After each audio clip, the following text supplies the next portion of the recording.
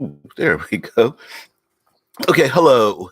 This is RPG with DBJ. We welcome all creatives, community, kind folks from the tabletop RPG community. Today is Future Friday, and we end our weekly theme of picking one subject. And this week's subject has been humans. Humans in our fantasy, and of course, today on Future Friday, our far future settings in our tabletop role playing games. And it seemed like yesterday and the days before, we brought up the idea of humans as environmental hazards and what humans as the bad guys, and as the inexorable swarm that is pushing through the region or what have you. And we've brought a lot of human endeavors for good or bad that are affecting the world, and playing a human as the minority in a world filled with fantastical creatures. But today we are talking Future Friday. Now, of course, when we talk about the future and science fiction, there's so many different genres, from post-apocalyptic to cyberpunk to transhumanist, and everything in between, from interdimensional regions and stargates and all those kind of things. So we're going to be very very generalized in this, because depending on your favorite science fiction, some of these things may or may not fit, just like we do the rest of the week. Hey, Zev. Oh, wow. Oh, you got that surgery on your foot. Sorry, I haven't been on the last few days. DBJ finally got that surgery done, and foot has been in so much pain. That's all right, man. Put the foot up, take those pain relievers. I know I work outside. I don't have any. I've got maybe 3 toenails left or something. So yeah, wow. So sorry too. So sorry. Now, human beings in the future in our science fiction games. Now, for the most part, when we talk about humans and humanity in general, the human masses, they tend to flow into a non-identifiable method of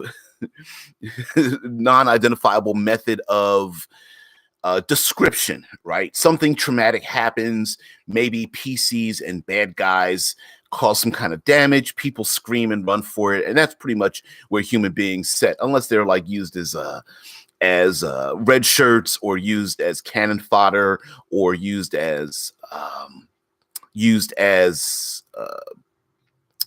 I don't know, a description as a method to describe the dangers that are coming for the player characters, right? So if there's something radioactive, you'll see people that have been irradiated.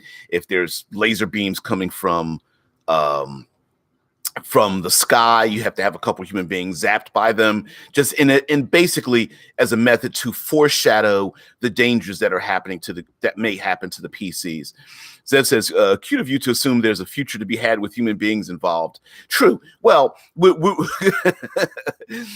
to talk about all those things, as human beings being the eternal masses, all the way to human beings being barely not around at all, depending on the setting that you're thinking of, whether it's like Soylent Green, all the way down to some kind of weird post-apocalypse where there's like one human being left.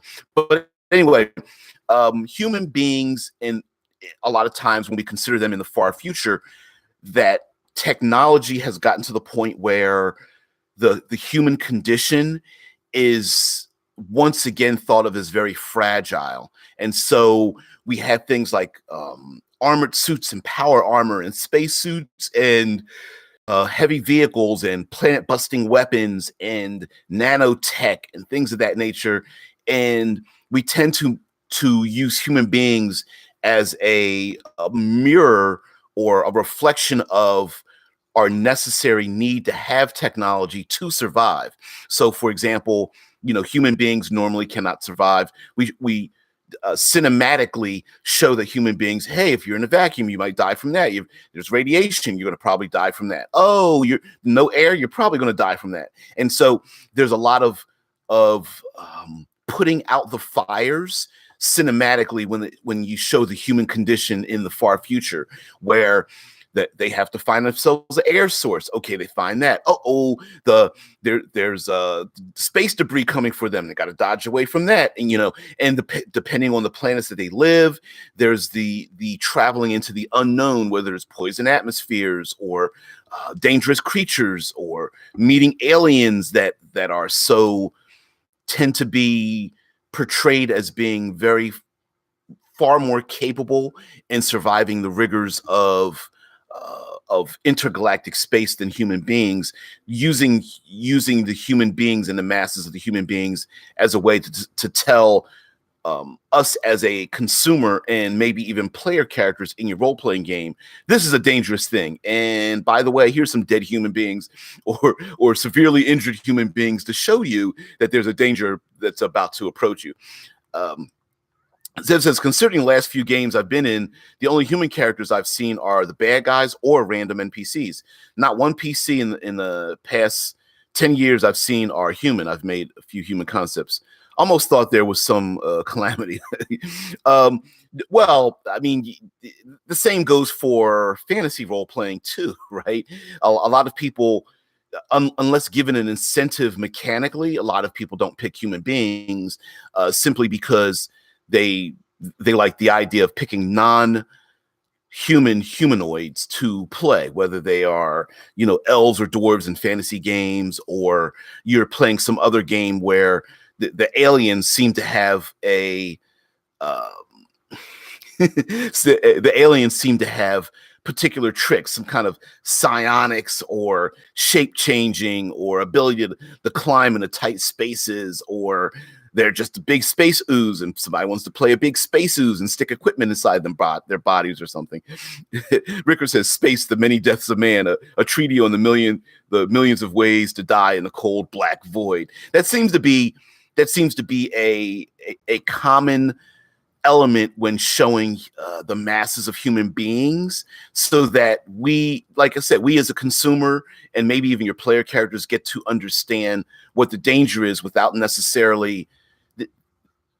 There may be no reason for the player characters to assume there's danger, but you have to put that danger out there so that you're not doing a gotcha. And so it's very easy to take, your average citizen and put them into a location or a situation that pretty much violently harms them or kills them. And then the main characters, either your player characters or characters in the story, go, aha, here. Okay, now we better watch out for it. Zev says that, and they seem one of the and they seem one of the likely 3 races that don't have dark vision. When everyone has dark vision, should we just retroactively call it vision? Yeah, it seems to be that way. They could have changed it up a little bit with other. I'm sure they wanted to simplify it and just make one type of vision, which is dark vision, but they could have changed it up a little bit with like sonar or thermal vision or microscopic / like a telescopic vision. Like they could have changed things up, maybe enhanced senses in another manner, but I think that was just going to complicate things. So you are absolutely correct. I don't know if they planned it that way, but they were like, oh, dark vision. Now I've done videos on the plenty of limitations on dark vision, but a lot of people just hand wave it away and just go, oh, there's no light, no whatever, just have a dark vision, which I've got a multi-page treatise on that in the upcoming Subterranean Cinematic Environs book. Charlie Square says humans are blindsided. They need corrective night vision goggles to see normally. Oh, well, right, bright side. Yeah, of course. We know that. It's just that everybody else seems to be able to see in the dark, and it's like, oh, I don't want to play a human being. I'll be blind in the dark. Now, and that's according to 5th edition. Depending on whatever far future game you're playing, there might be other visions or just reskinned ways that people are able to perceive the world. So, which I would absolutely do. Like I'd say, well, scrub the dark vision. Why would maybe these aliens have sonar, or they use some kind of like biodetection or something like that? Zev says, but like some races don't have it when they probably should. Triton don't have it, even though they live in the bottom of the ocean, in the pitch black, fighting sea monsters. No dark vision. Well, that's you're mixing common sense with mechanical balance issues, and sometimes those things don't mix together, right? Because then in that sense then you could say, oh well, maybe every other race should have dark vision and humans are the only ones without it. And then you get into a situation where you're like, oh well, then now there's really no reason to play human beings. Rickard says highlight chapters include, look how beautiful the trail is on that item or re-entry. Oh my God, it's coming straight for us. And cooking with cosmic radiation, the human ingredient. Yeah. How to serve man. That was the classic ending line for the old Twilight Zone episode. You know, how to serve man. Prue, hey, what's going on? Greetings, fellow. Definitely humans, and definitely not robots from outer space. I don't know if you can prove that really, but so human beings as essentially red shirts is one method you can use, and used quite often in future settings as well. It's a cookbook. Yeah, absolutely. Why did the aliens come here? Why are you trying to help us? Well, we're here to serve man. But the other way to use humanity, of course, is by population density. And one of the things that I really appreciated, thanks, Zeb. Yeah, today I'm going lockless and colorless. The backdrop's kind of drab and gray, and I'm wearing a drab gray shirt today. Other than my normally colorful headbands and whatnot. Which, as a side note, I wear the colorful headbands not just to be colorful, but it's an easy identifier for my videos that I know which one it is. I can just look through thumbnails of myself and I can tell by the headbands different days. So that's kind of, it's a side note thing. Whatever. It's but human beings also in the far future, because I'm squirreling myself. Human beings in a far future can also be used by population density, and population density can give you a clue, a very easy clue as to what the characters or PCs are going to not really a calendar. The headbands, where do I have one nearby? Yeah, I've got one. Boom. They're not really part of the calendar. It's just a way for me to go, oh, Tuesday was a black and white one. Wednesday was kind of reddish. Thursday was kind of purple and green. You know, it's just for me to nails too and stuff like that. But in human beings, for population density, can give a clue as to what the player characters are going to involve themselves into. A very simple method is thinking of, say, like a planet that's PCs arrive on planet.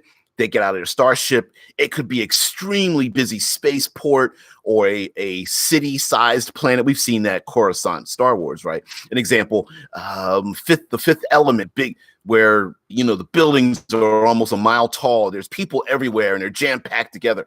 Cyberpunk cities tend to be like that, with people hanging on every street corner and gathered in the streets, and you can barely move, as opposed to a planet on the outer rim of space that's been nearly unexplored, and it's almost like a Western blasted landscape, and there's very few people around. The population density can kind of give you an insight into why people are there. The larger the city, the more people, the greater chances you have of understanding that, oh, there's probably going to be a lot of urban or urbanized conflicts and adventures and things, as opposed to being on a nearly deserted planet where, here might be things in the unknown. It's not humanity that might be the danger. It's the unknown that might be the danger. And I'm not saying you can't mix the two, but normally in science fiction, you very rarely mix the two. For example, if you have a planet with 38 billion people on it in cities that are a mile high and catwalks without hand railings, which I never could understand. But and elevators, that go to the 800th floor, whatnot. You tend not to. Those kind of cities tend not to be attacked by creatures out in the wild from the unknown, simply because there's so many people here. It's got to be safe enough for all those people to be here. And normally the danger is everyone else. Now, of course, you can have non-humanoids. I mean, non-humans. There's aliens that are there for diplomatic purposes and come from other worlds and that kind of thing. Of course, you're going to mix that together. But normally, the lower the population, in terms of like volume knobs, when you turn the volume knob down on the population, the volume knob goes up on the outer dangers, the unknowns of the world, whether it's terrible storms or alien monsters or something of that nature. Zev says, I wonder how population density will work in a society with magic that can create gardens, purify food, berries that give you the nutrition in a full day's worth of food, pocket dimensions, able to turn people inches tall, etc. The creators, I wish I could tell you the name of the article. They mention those extrapolations in Dungeons and Dragons, and while we, as we are creative individuals, and we go, oh, well, if there's good berry, why would people need to hunt for food any longer and stuff like that? And we kind of extrapolate these elements, and their reasoning for it, the reason why classic Dungeons and Dragons never delved into that is because the space is open for you to do that. Right? Like, we think common sense, well, if there's magic everywhere, blah, blah, blah. Now, of course, their reasoning is you're making the assumption that there's magic everywhere. So in your setting, sure, it could be magic everywhere. There's a 20th level wizard in every corner, right? Or you wouldn't even need to be that high. Once you get beyond like 5th or 6th level, it pretty much can change the world. But in a setting where there's many things where technology, we're talking Future Friday here, can affect the way people live. And then you can based on where the PCs fit into the timeline, how much that affects everything. So, for example, you could have, nanotechnology. Nanotechnology been around for 6 months, 12 years, 500 years. The same goes for magic as well. How easy or how accessible is magic? Are there any side effects? How easy is it to teach other people? Why would people be organized to perform these magical acts? Are there enemies that would be against that kind of thing? So you'd have to make up those reasonings, but sure. Right. That's a really that is a trope that's not used often, but I've always thought of as, you've got this like the 38 billion people living on a planet. They've all got to be fed. There's the idea of something that's not often talked about, heat expenditure. The higher the population and the technology they have, the more heat they generate. So you've got to get rid of that. There's trash and debris. Where do you bury dead people? There's all kinds of things like that. Smog, maybe, unless there's a way to scrub the air. Yeah, exactly. Zev says, how many druids in this society could truly exist? 10, 100 at most? And that ain't exactly ending world hunger, even if that's in our circle. Again, that's based on not just your perception, but you have to set up the parameters. Like, okay, how many do exist? And even if they all exist, are they all working together? And then you extrapolate from there. And there's no right or wrong. It's like, how many people would do that? It would be like our world. Like, we have our world, but how many of them are used, right? Rickard says, we also see a correlation between life expectancy and population growth. Now, that's a thing too, where the population density and the growth of the population, and not only that, but whether your science fiction setting correlates things such as when people's lifespan extend? Are they having more or less children? Where do people live? How much space do they live in? What is is the population density, their lifestyles terrible, or has life happy? Hey, Fat Ninja, I don't have any. Sorry, no soy milk for your drink there, sir. But I will take some hazelnut if you don't mind. Pour me one. So you can play with that as well. You could extend when it comes to extending lifespans. You could also deal with the idea that humanity is um Rickard says, am I the only one getting a lot of buffering issues? And normally I'm seeing that, the buffering issues, but I'm not getting that on my end, which is bizarre. I'm a little annoyed with that. I cannot. Yeah, I can't reload the page. It'll knock everyone out. Sorry, guys. Hmm. I can't end the stream, and I'm not on the. That's all right, guys. Sorry. It's funny because you get a ton of buffering issues while everyone's watching, and then when it finally renders down, all that stuff goes away. It's kind of weird. But anyway, as not a problem, but the obstacle in your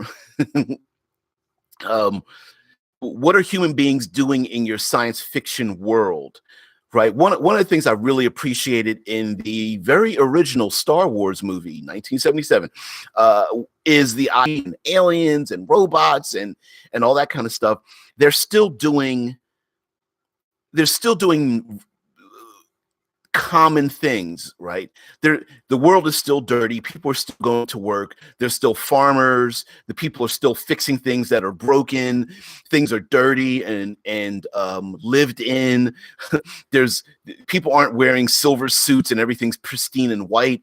There's a world where people are still dirty and picking their nose and they're waking up with bedhead. So depending on what kind of science fiction world you have, you could create new opportunities and new job functions for people to do, and then therefore create other problems. For example, in our modern day, or even in ancient times, you have construction sites and people are creating, they're constructing a castle, or in a modern day, they're constructing an office building that's 37 stories tall. But in the future, they might be terraforming, and they're still the same exact, there's still the workman who's bending over and he's got the crack in his jean, showing butt crack, and there's still the people who are, eating the peanut butter and jelly sandwich while the machines and robots are trying to, I don't know, converting the CO2 into oxygen and putting nitrogen in the soil, and it's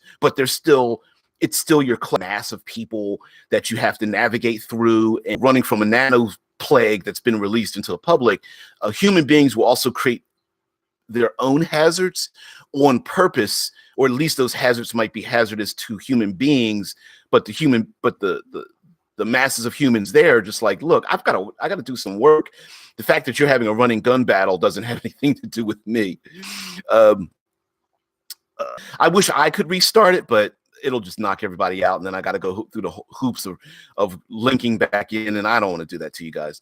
Zed says in the future, have to worry about fashion prosthetics being hacked and sent into haywire, so a bunch of civilians go about hurting people. There is the idea, especially in in a eclipse phase transhumanist idea, that we will have implants, and those implants could be hacked, and the hacking those implants could modify people's, not just what they see and hear, but modify their brains and have them act out in strange ways. Now, you could have people hacking their memories and affecting their personalities. That's an idea. There's also the idea of everyone having basically a heads-up display, an overlay, a thematic overlay. You could buildings, ads, and artwork and other information projected into their eyes. And so it's a possibility that visitors would see things and the PCs would see things that only they see based on their own desires. Or if they're a police officer, they may see information on visitors and their arrest records, or maybe if they're carrying a weapon or something, there might be I don't know, salespeople that are looking for customers. There may be teachers looking for places of interest or something. And so each person may be receiving their own data, and then that data itself could be hacked. So maybe there are security doors, and they don't even need to lock security doors because the human beings that don't have access to those doors around, like security personnel, and you can't see them, or maybe there's like very rich oligarchs or something, and the human, and that would be pretty interesting if the PCs have to find someone that literally the data doesn't allow them to see that individual or find that individual. Zev says Prue says an interesting angle is also if humans even have inhabited more than one planet, other than access new kinds of othering and other kinds in new clothes. There is the idea that humanity may be their own aliens spread amongst the stars into large, massive habitats that hold tens of thousands of people, maybe even hundreds of thousands or millions. When we colonize other planets for whatever reason, the further away we go and the further away we step away from Earth, that humans will start to diverge culturally and maybe even genetically. On the moon and other light gravity regions, it was brought up that many of them are very tall, 6.5, 7 feet, 7.5 foot tall. And that 1.0 G Earth gravity can harm them. And so you may get people who are like lunarians, like lunar babies, and randomly falls from the sky, and the temperature goes from like, lethal burns to frostbite cold randomly. Like, who lives in a planet like that? Or people who live in habitats might wonder, like, who would want to live on a planet where there's like random diseases, and why is there random dirt everywhere? Like, that's pretty nasty. And we walk around barefoot all the time. Like, why? We don't even wear shoes in our space habitats. It proves as precisely. And who knows how fast evolution works in case we do move to radically different environments. Not just evolutionarily changing, but we could technologically change, right? If technology moves fast enough and we move to a aquatic world, or humans that have moved away from Earth look at Earth, and instead of looking at Earth as a land-based world, they go, oh wow, Earth is 70% water, I guess it's an aquatic world. Let's all just implant gills or modify our lungs so we can breathe water instead. And again, simply by modifying people's lungs to show that we can probably fix the bone thing in space in the near future, which is a possibility. Bone hack, a calcium hack, and our heart losing this muscle strength because of gravity. Gravity gives our body brittle and a way for us to survive in space. See, even now we don't know, because we've never been in low gravities or zero. Of what we find attractive would change. The clothing that we wear would change. Hair, length would change as well. A lot of times in science fiction, you see people with either long dreadlocks or completely bald because you don't want to shave. So people just either don't cut their hair at all, or they're completely bald, right? Zev says, gotta love how you were told to call your job an hour before your shift to let them know you're not coming, and they don't answer, so then it's your fault. I think so. I think someone with lacking some pain relievers, who's had foot surgery, is having one of these issues. I'm not saying who, but their name begins with a Z. Prue says, again, the expansion examples exist here, right? Depending on where we hold as important, where other things we're just like, that's not really a big deal, right? We brought up yesterday. We brought up yesterday about human beings creating hazards on purpose. Human beings burning crops on purpose, right? That was an ancient thing that was done all the time. People would slash and burn their crops because the burning would allow would toil the soil and things like that.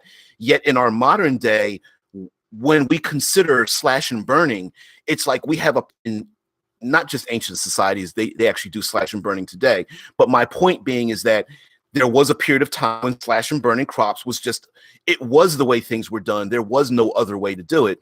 But today, if you were to slash and burn someone's crops a half mile away from other people's homes in a land development, they'd call the cops, and they would be pissed off. Like, you're going to start a fire and burning.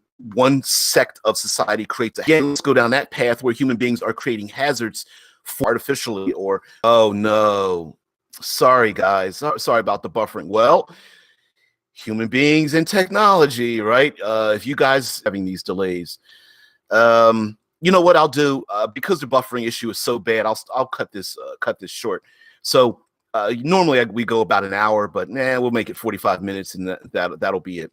So long story short is, human beings, they're healed when they're packed tightly together. It's possible that they help you hide in a crowd. It might be difficult for you and someone else to have conflict because there's crowds in the way. Crowds can knock you over, push you down, trample you, knocking things loose from your hand. Crowds can panic, either flowing towards you, being a big mass of people who are pushing you out the way. They can run away from you if violence is coming from you. Maybe you pull a gun out and shoot up into the ceiling and they run away. Yeah, Zeb says it works fine when DB gives up. That's the thing. Hey, listen, when the AI understands what we're doing here, they know. They're just like, oh, he's giving up now. Fine. But human beings culturally might be involved in things that the rest of us don't. Is harmful for the rest of us, but for them, it's pretty normal. Whether it's living in a realm where there's a poison atmosphere, or high gravity, low gravity, using space stations without an airless space station. The people might just live in small rooms that have air and oxygen through our space station. It's just open up into the vacuum of space.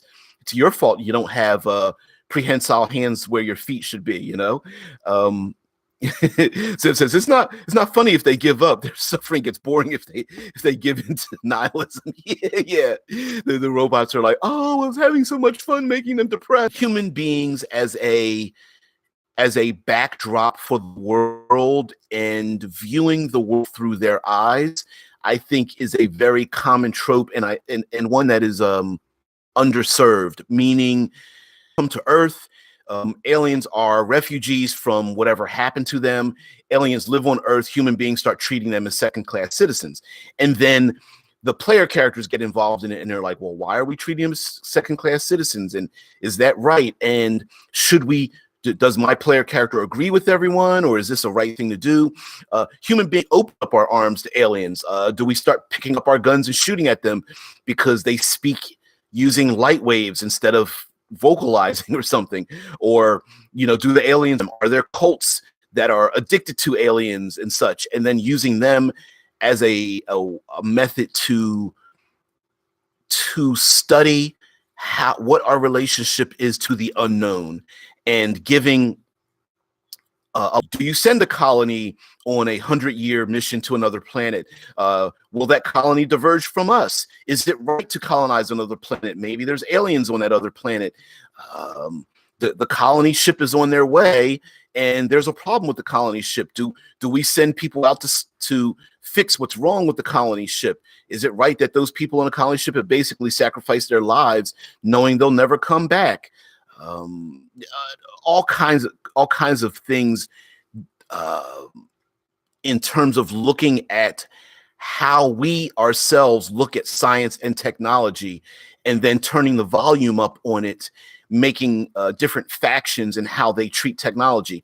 Eclipse Phase does this a lot, where it's the role playing game talks about transhumanism, when the time, energy, and resources we have meets our wish fulfillment, so that technology can change our bodies, technology can terraform, technology can essentially give us the things we've always wanted in our lifetime very rather ill. It's the idea of, if you could choose to live in an environment where you can biologically grow children, is it okay for pedophiles to live in a habitat of their own where they get to express their own pedophilia? Right? On one hand, they are maybe surviving on their own in their own habitat. On the other hand, you could look at it like, are they literally growing humans that never age beyond the age of like 8?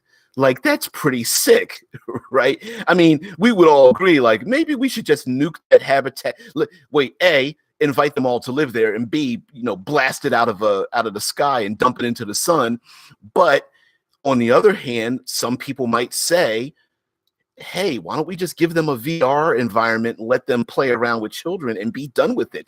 Plug them into a machine, put them into a tube, shove some things up into their rectal area, stick a tube down their mouth and feed them intravenously, plug them into their own VR realm. We're not killing them, and let's be done with that. We can't cure it, so let's be done with it. Hey, we're just going to delete that out of your brain, and you'll forget it, and we're done.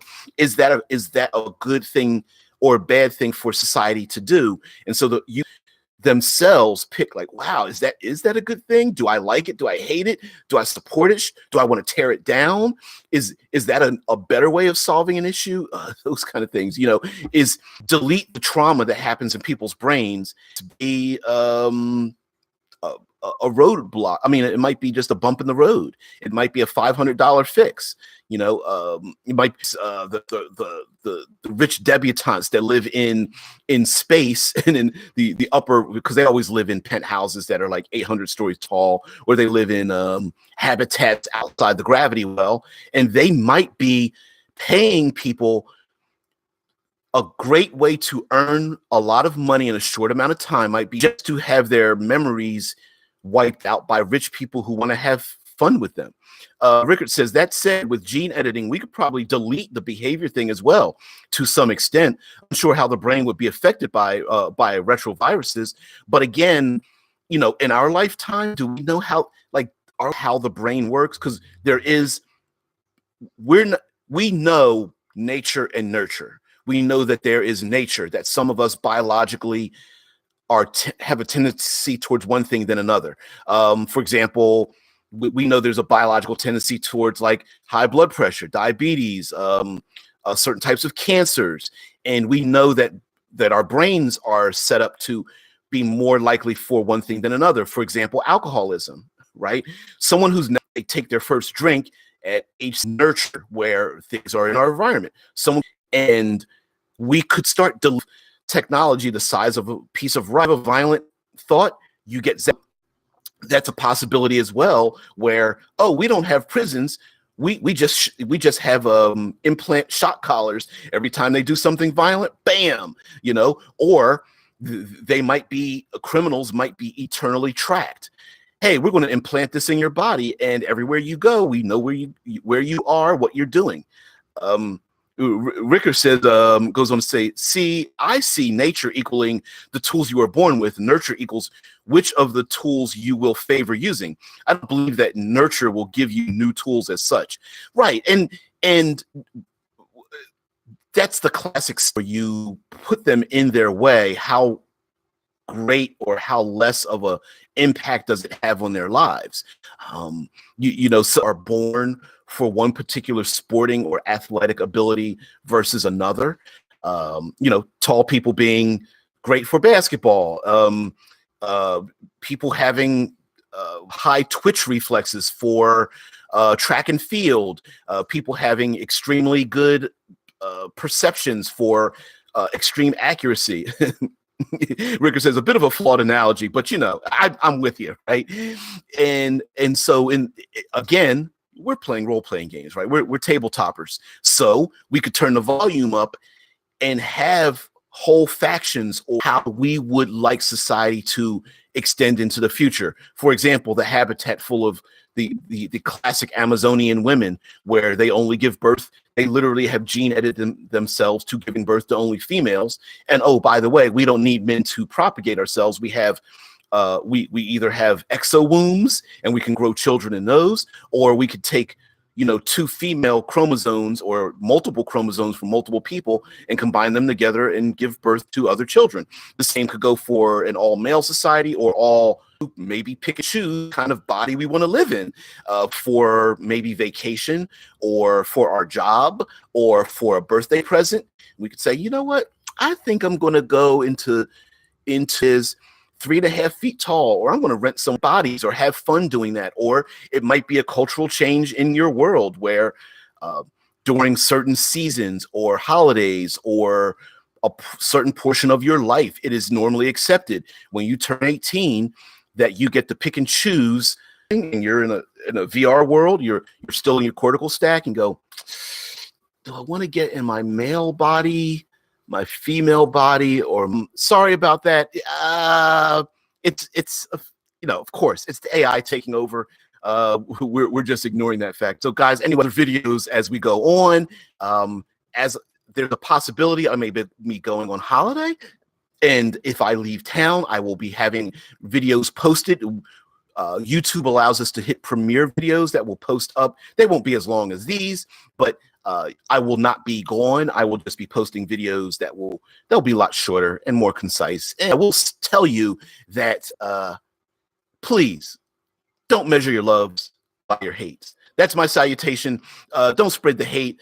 I know everyone's all pissed off at Game of Thrones. I know this is Future Friday, but I've learned to embrace the good even with the bad.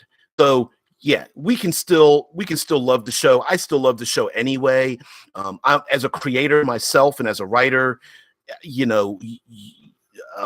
perfection isn't perfect. So I love the things that I love, and I frankly, I never went into that show. See you Monday. All right, now.